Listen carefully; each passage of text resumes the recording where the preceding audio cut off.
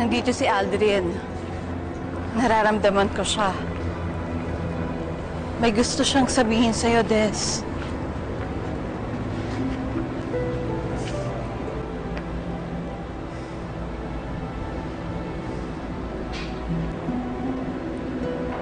Pakisabi sa kanya mahal na mahal ko siya.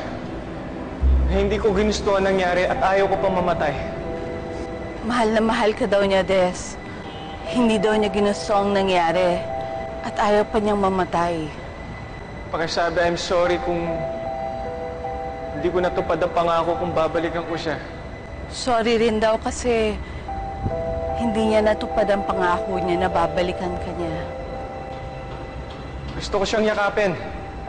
Gusto ka daw niyang yakapin. Sandali. Ako ba ang kausap mo? Pwede ba? Gusto mong sumanib sa akin? Sige, pero sandali lang bilisan mo.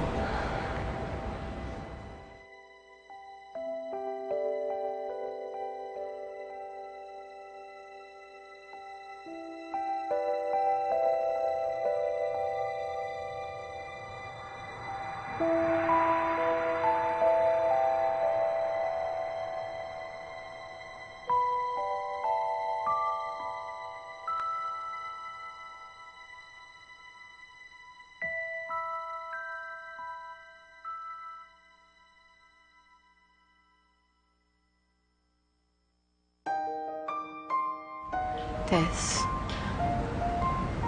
para tayo sa isa't isa. Ikaw ang soulmate ko. Ilang panahon pa ba ang magdaraan upang muli tayong magkita? Gaano pa ba ako katagal maghihintay na mayakap kita't mahagkan? Sana'y hindi ka mawala sa piling ko.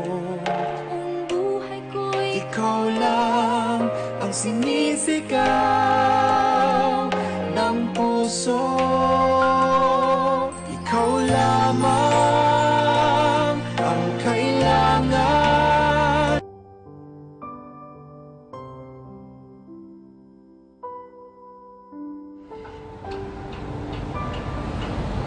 Naramdaman ko si Aldrin. Dahil nandito siya, hindi ka niya iniwan.